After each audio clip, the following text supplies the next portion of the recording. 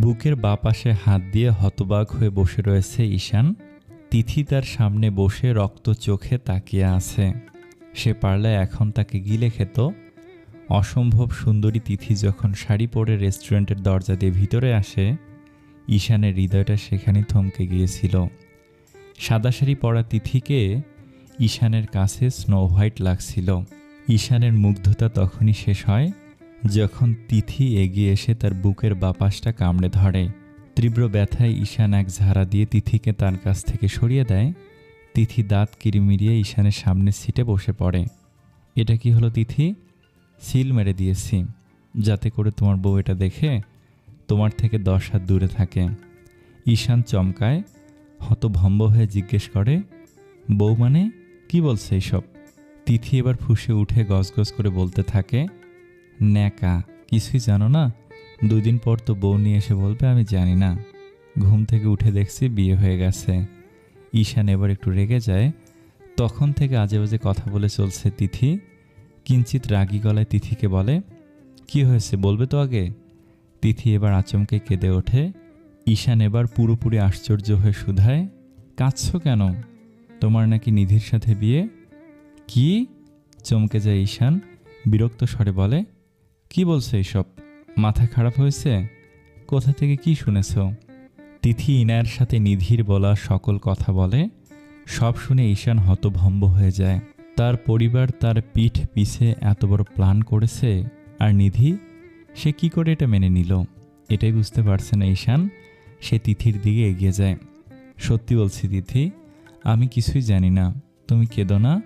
আমি বাড়ির সবার সাথে এই বিষয়ে কথা বলবো, সাথে তোমার আমার বিষয়ে কথা বলবো। তিথি আদুরে গলা জিজ্ঞেস করে, সত্যি বলবে তো? ঈশান সহসেই বলে ওঠে, অবশ্যই বলবো। তিথি এবার একটু নর্মাল হয়।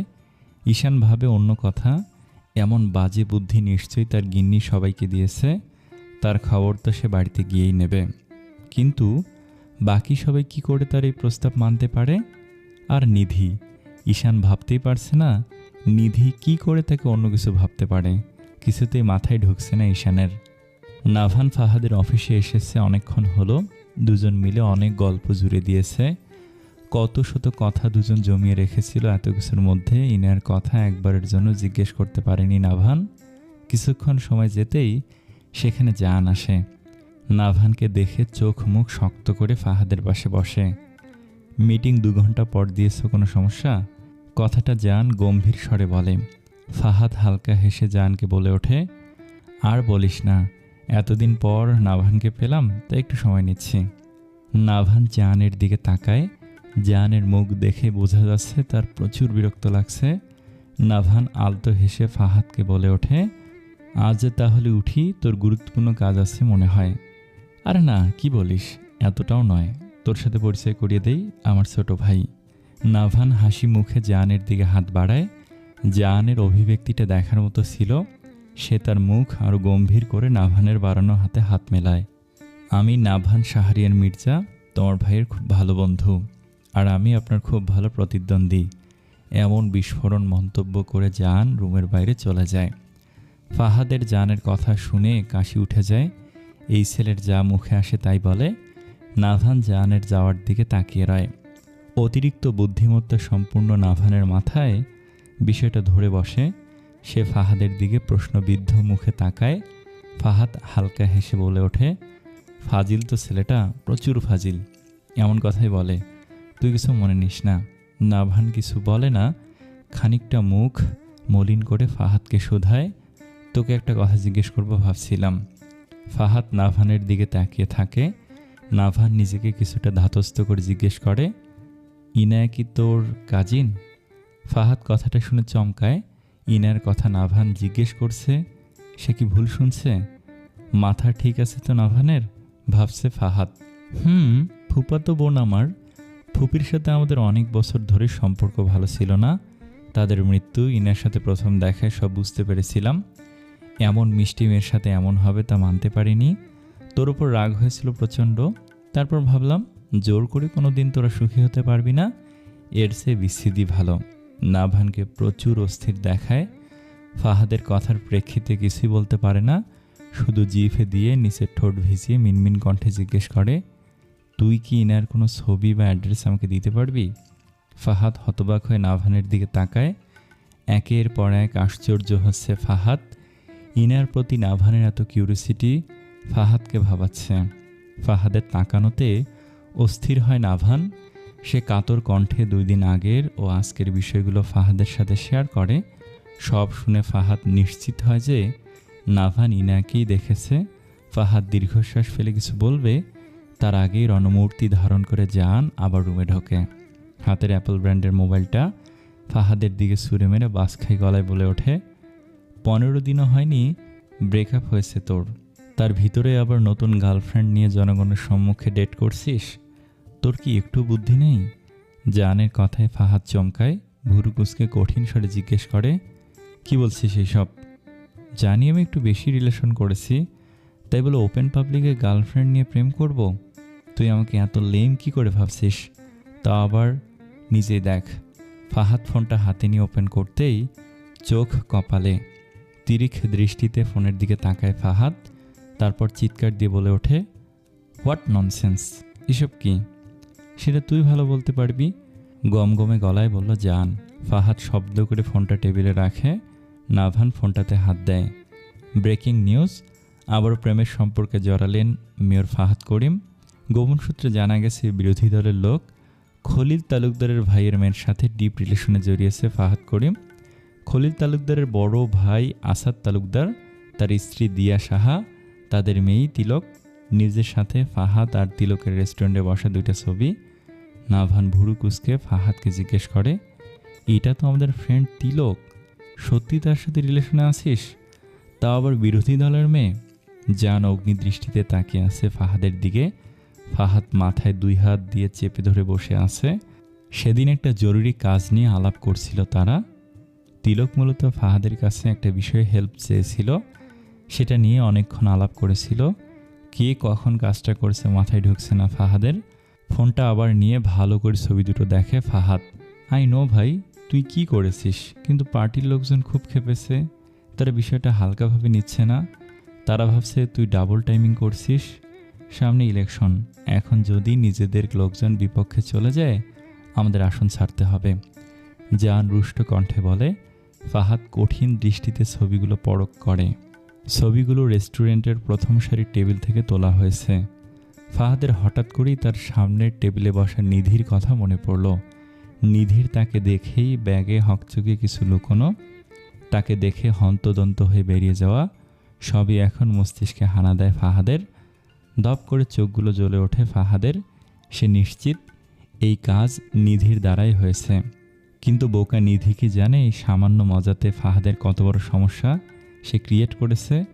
বিপক্ষের লোকগুলো এটাকে মই বানিয়ে উপরে ওঠার চেষ্টা করবে নিশ্চয়ই। সমস্যাটা যদি ভালোই ফাহাদ হ্যান্ডেল করতে না পারে তাহলে তার পদত্যাগও করতে হতে পারে।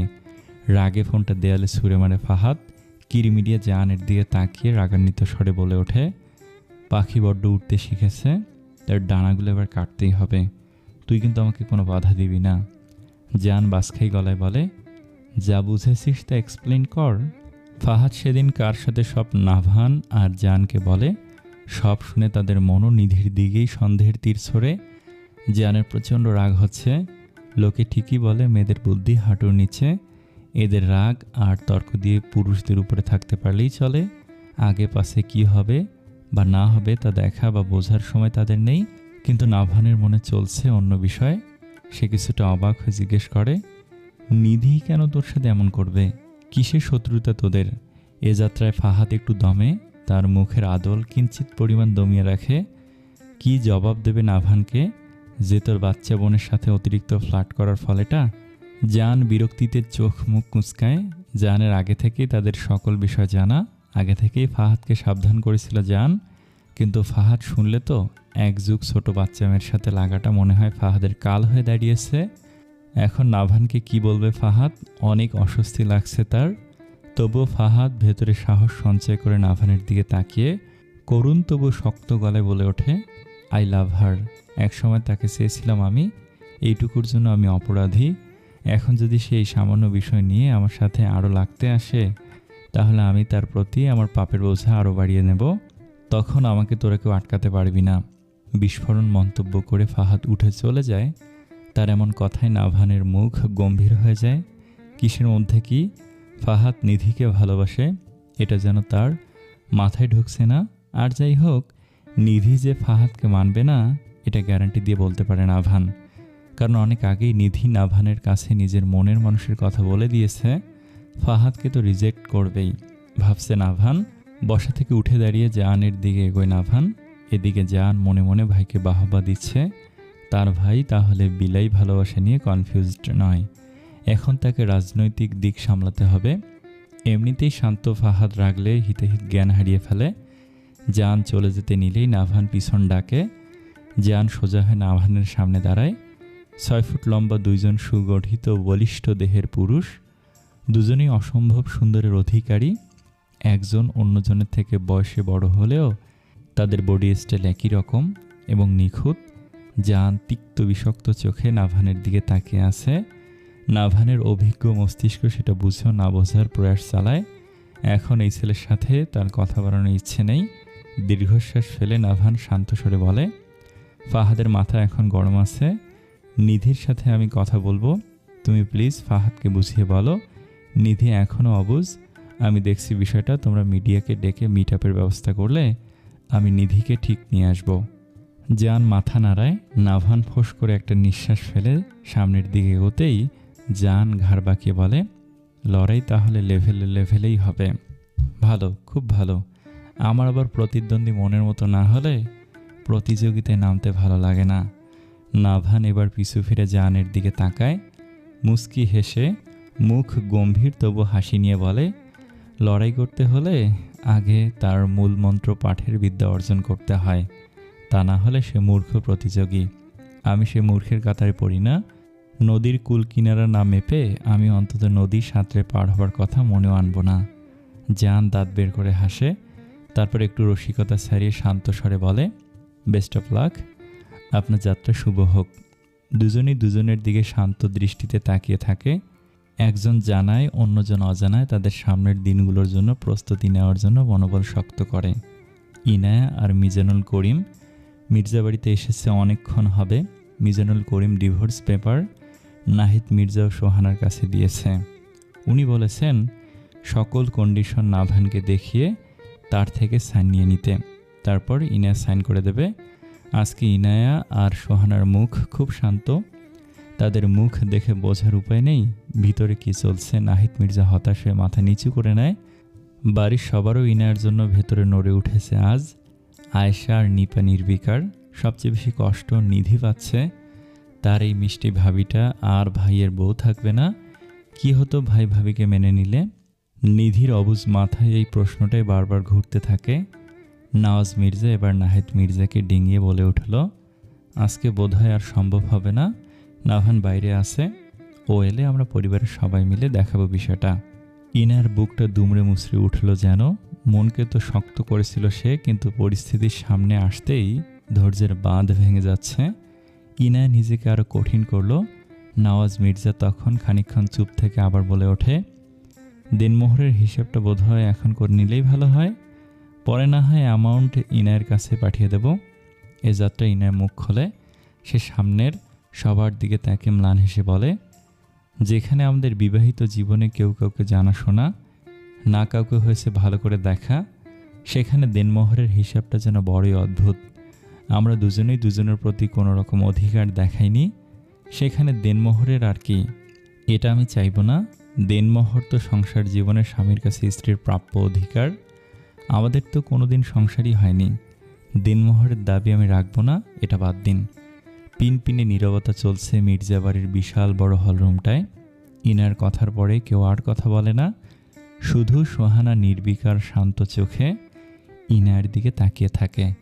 মিজানুল করিম একটা দীর্ঘশ্বাস ফেলে ইনায়াকে বলে, তাহলে এইরকম কথাই থাক, ওঠো, আমাদের এবার বেরোতে হবে। ইনায়া সম্মতি জানায়। মিজানুল করিম সবার থেকে বিদায় নিয়ে আগে বেরিয়ে পড়ে। ইনায়া এবার সোহানার দিকে এগোতেই তিনি তাকে জড়িয়ে ধরে শান্ত গলায় বলে, ক্ষমা করে দিস মা, ক্ষমা করে দিস। ইনায়া ম্লান হেসে বাড়ির সবার উদ্দেশ্যে বলে, তোমরা কেউই আমার কাছে গিল্টি ফিল করবে না, যা হয়েছে তা আমার নিয়তি ছিল। আয়েশা মির্জা এবার ইনার সামনে এসে ভাঙা গলায় বলল, তোর সাথে অনেক খারাপ ব্যবহার করেছি, আমি মন থেকে এমনটা করতে চাইনি, সব কিছু ভুলে যাস, দেখবি তুই অনেক সুখী হবি জীবনে। ইনায় কিছু বলে না, দীর্ঘশ্বাস ফেলে সামনে হাঁটে। যেখানে জীবনটা তার যাতনার কালো রাতের আধারে ডুবে রয়েছে, সেখানে সুখের সূর্য উঠবে কি? নিজের মনকে প্রশ্ন করে কোনো উত্তর পায় না ইনায়া। গাড়িতে উঠে বসতেই সেটি ধীরে ধীরে মির্জাবাড়ির মূল ফটকের দিকে এগোয়। মূল ফটক থেকে গাড়ি বের হতেই আরও একটা গাড়ি গেট পেরিয়ে মির্জাবাড়ির দিকে আস্তে করে ঢোকে। দুই প্রান্তের দুই গাড়িতে বসা দুটি ভিন্ন মানুষ চমকে ওঠে, গাড়ির জানলা ভেদ করে সামনে তাকায়। মিল হয় দুই জোড়া চোখের, এক জোড়া চোখের ভেজা নেত্রপল্লব শান্ত নির্বিকার, তো অন্যজন অবাক বিস্ময় ভরা চাহনি। যেন এটা হবার ছিল না। ইনাদের গাড়ি বামে ঘুরিয়ে দ্রুত গতিতে এগিয়ে চলছে। পিছে ফেলে যাচ্ছে অবাকের চূড়ান্ত সীমায় থাকা নাভান শাহরিয়ারকে, যে এখন নিষ্প্রভ হয়ে তাকিয়ে আছে ইনাদের গাড়ির যাওয়ার দিকে। সব সংশয় সন্দেহ দূর হলো নাভানের। সে যেটা ধারণা করেছিল সেটাই ঠিক। তবে কি প্রতিযোগিতায় নামার সময় এত জলদি এসে গেছে? রাত বাজে 8টা। নাভান ছাদে বেতের সোফায় বসে আছে, হাতে হুইস্কির বোতল। মাথাটা ধরে এসেছে কিছুটা, চোখ বন্ধ করে ভাবে বিকেলের কথা। নাভান বাড়িতে ঢুকতে সবার থমথমে চেহারা লক্ষ্য করেছিল, কেউ কোনো টু শব্দও করেনি। নাভান পরিস্থিতি বুঝতে পেরেছিল। সে নিঃশব্দে নিজের ঘরে চলে গিয়েছিল। কোনো কিছুই যেন ঠিক হচ্ছে না। এত কিছুর মধ্যে হঠাৎ জানের কথা মনে পড়ে নাভানের। তার ব্যবহার মোটেও ভালো লাগেনি নাভানের কাছে। প্রথমবার দেখায় জানকে নাভানের কাছে খুবই সন্দেহ হচ্ছে। কিসের প্রতিদ্বন্দ্বীর কথা বলছিল জান? কিছু তো একটা আছেই। ব্যস্ত হাতে ফোন টিপে নাভান কানে ধরে শান্ত গলায় বলে, হোয়াটসঅ্যাপে সমস্ত ডিটেলস পাঠিয়েছি, আমার সাথে কিসের দ্বন্দ্ব তা খুঁজে বের করো এক্ষুনি। অপর পাশের ব্যক্তির কথা বোঝা গেল না। নাভান কথায় থাকতেই লক্ষ্য করে তার পাশে এসে কেউ দাঁড়িয়েছে। নাভান ফোন রেখে দেখে নিধি। কিরে, কিছু বলবি? বাবা মা তোমাকে নিচে যেতে বলেছে। নাভান চুপ করে শান্ত স্বরে বলে ওঠে, যা তুই, আসছি আমি। নিধি নড়ে না, আমতা আমতা করতে থাকে। নাভান ভুরু কুচকে জিজ্ঞেস করে, যাচ্ছিস না যে, কিছু বলবি? নিধি মাথা ঝাঁকিয়ে ঝটপট নাভানের পাশে বসে পড়ে। তারপর মিনমিন কণ্ঠে নাভানকে শুধায়, তুমি কি সারা জীবন এমনই থাকবে ভাইয়া? কেমন? নাভান গম্ভীর গলায় বলে। নিধি মুখটা করুণ করে ভাইয়ের উদ্দেশ্যে বলে, মানুষ কতদিনে আর বাঁচে বলো? এই 60 না হয় 70 বছর, হয়তো আরও কম। তাই তো, মূল কথায় আয়। হুইস্কির বোতলে মুখ লাগিয়ে ঝিমধরা গলায় বলে নাভান। নিধি একটা দীর্ঘশ্বাস ফেলে বলে, তুমি আর কত একাকিত্ব জীবন কাটাবে? কি চাইছো তুমি? মায়ের উপর রাগ করে নিজেই তো অনেক শাস্তি উপভোগ করলে, এখন তো এইসব থেকে বের হও। মানুষ কতদিন একই জিনিস মাথায় রাখে? নাভান ম্লান হাসল। তার ভেতরের দহনটা বোধহয় নিধি বুঝল না। সে মলিন চোখে তার এই রহস্যময় ভাইয়ের দিকে তাকিয়ে থাকে। একটা কথা কি জানিস, আমি সারা জীবন আপন মানুষের কোলাহল, আদর ভালোবাসায় সিক্ত হতে চেয়েছিলাম। সবাই আমাকে অসম্ভব ভালোবাসত। মায়ের মৃত্যুর পর যেন সেটা আরও অধিক হয়ে গেছিল। সবার চোখের মণি ছিলাম। আমি নিজেও এই আদর ভালোবাসায় এত সিক্ত হয়েছিলাম যে কে আজকে কতবার আমায় ডেকেছে তাও কাউন্ট করতাম। কথাটা বলে নাভান নিজে হেসে ওঠে। তারপর নিধির দিকে তাকিয়ে শান্ত স্বরে বলে, মাই আমাকে এমন বানাতে চেয়েছিল, আমি তা হয়েছি। আর দেখ, আমি এখন তার দুঃখের মূল কারণ। কথাটা বলে নিশ্চুপ হয়ে যায় নাভান। নিধি তার ভাইয়ের দিকে তাকিয়ে থাকে। হয়তো এই নিঝুম রাতের মতোই নাভানের ভেতরটা সন্ধ্যা ঘনিয়ে রাত হয়ে এসেছে। যে একদিনে হয়নি। নিধি নাভানের কাছে গিয়ে হাত ধরে মিষ্টি হেসে বলে, তুমি আর মা একই রকম, জানো তো? তোমরা অতীত ঘেঁটে বর্তমান নষ্ট করার জন্য ওস্তাদ। সব ভুলে যাও, নতুন করে জীবনটাকে ভালোবাসো। মেনে নাও না ভাবিকে। নাভানের মুখটা রাতের আধারের মতোই অন্ধকার করে নেয়। ইনার কথা মাথায় আসতেই ঘাড় বাঁকা করে নিধির দিকে তাকায়। জানো ভাইয়া, ভাবি বড্ড ভালো। ও সবসময় এক বুক যাতনা নিয়েও হাসতে পারে। এতটুকু জীবনে তার কষ্ট নেহাত কম নয়।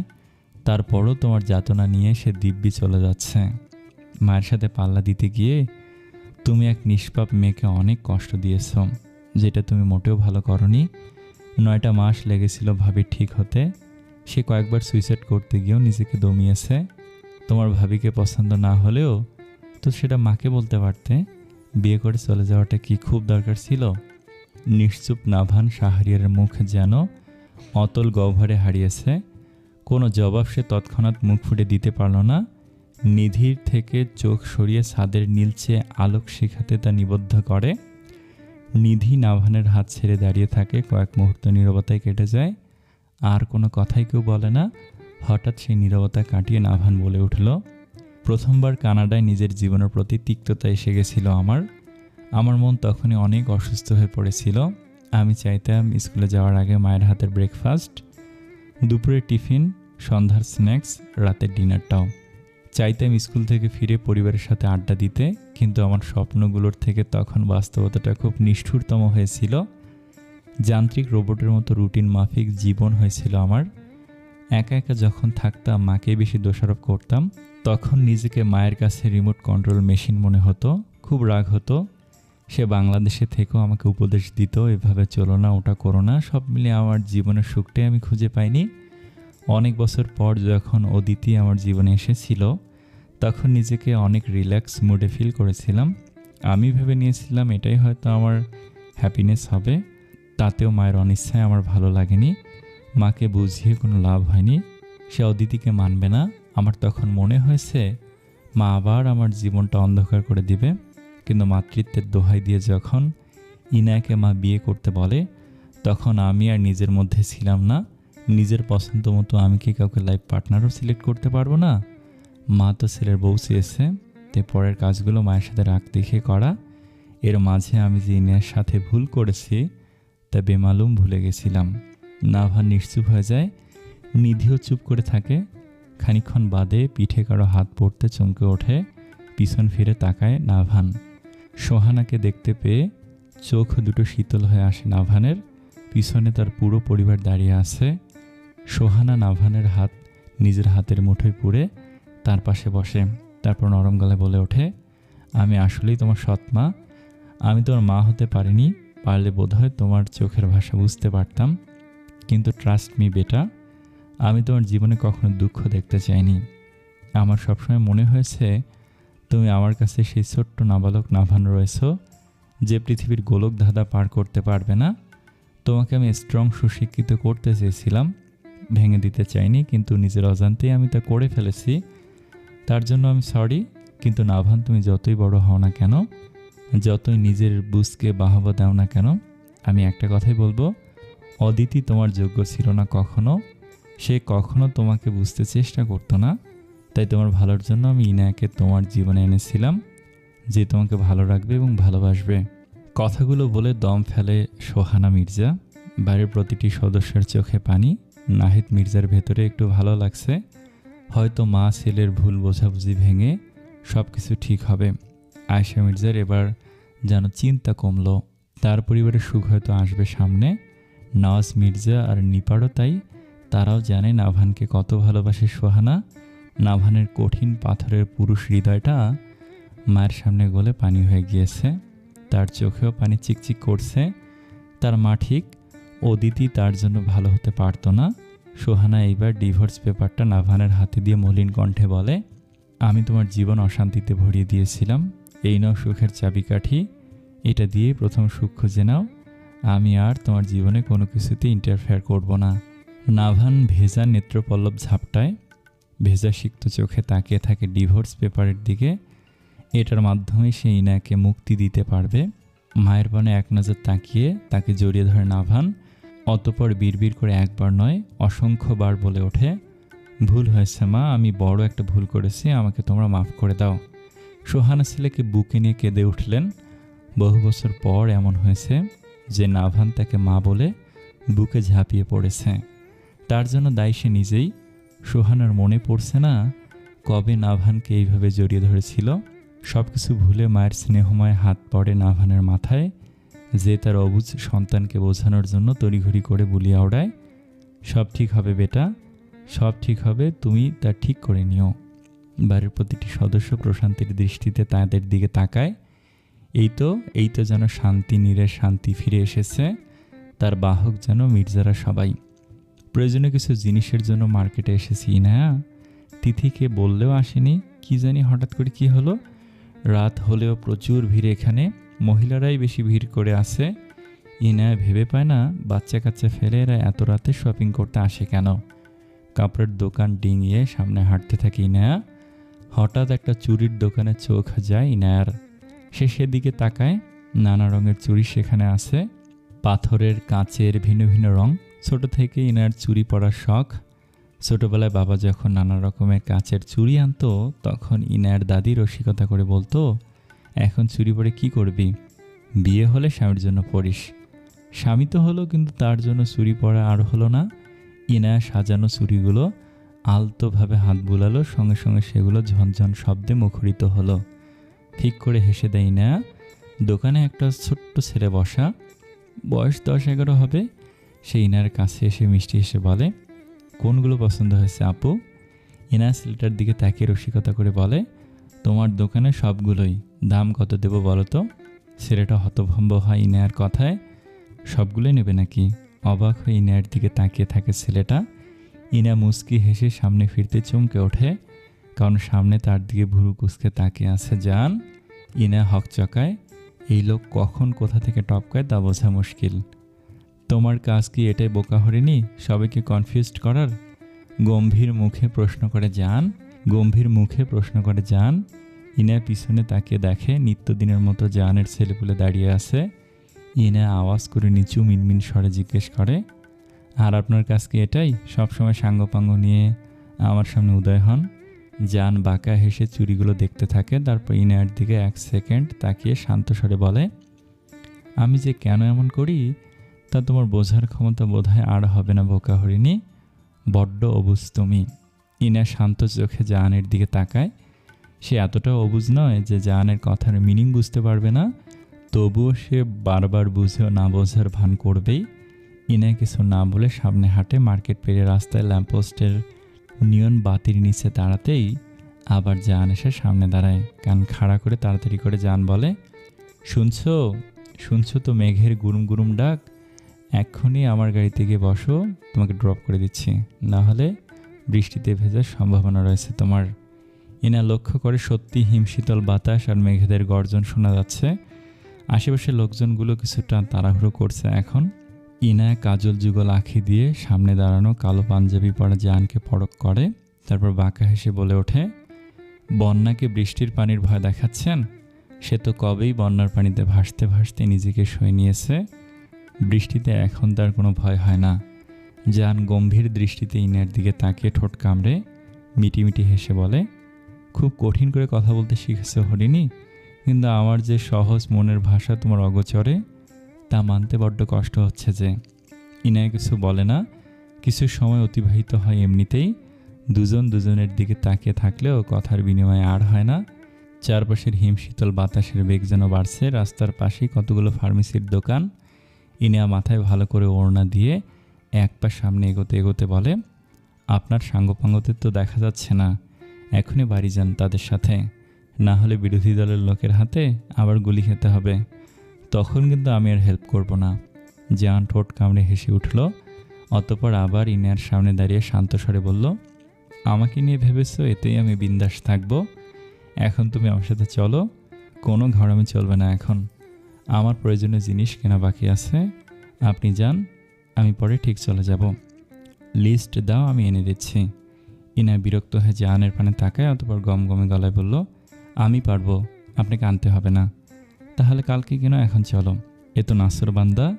ইনার বিরক্তি এখন রাগে প্রকাশ পায়। সে কিরমির করে বলে ওঠে, আমার আজকেই লাগবে, বুঝছেন? যান এখন সামনে থেকে। জান এবার ডানে বামে তাকিয়ে ইনার হাত শক্ত করে ধরে। ইনা হকচকিয়ে যায়। এই লোক পাবলিক প্লেসে কি করছে? জান ইনার হাত ধরে টেনে তার গাড়ির ভেতর নিয়ে বসায়। ইনা জোরাজুরি করলেও কোনো কাজ হয় না। ইনাকে সিটে বসিয়ে সিট বেল্ট লাগিয়ে গাড়ি লক করে জান কোথায় যেন যায়। ইনার রাগে কান্না পায়। এই লোকের কবলে কেন তাকে আজকেও পড়তে হলো? আদৌ জান যেটা চাইছে সেটা কি সম্ভব? একটু পরে জান এসে গাড়িতে বসে, হাতে একটা প্যাকেট। স্টিয়ারিং ঘোরাতে ঘোরাতে ইনার দিকে তাকিয়ে প্যাকেটটা বাড়িয়ে দেয় জান। ইনা আমতা আমতা করে সেটা হাতে নিয়ে শোধায়, কি এটা? তোমার প্রয়োজনীয় জিনিস। গমগমে গলায় বলে ওঠে জান। কিছু দূর গাড়ি চলতেই ইনা প্যাকেটটার ভেতরের জিনিসটা একটু বের করে। জিনিসটা দেখে ইনার মুখ মেরে যায়, লজ্জায় চোখ বুজে নেয়। Sanitary napkin? এই লোক বুঝলো কি করে? ইনা আর জানের পানে তাকায় না, লজ্জায় জমে বরফ হয়ে রয়েছে সে। জান কি করে বুঝলো মাথায় আসে না তার।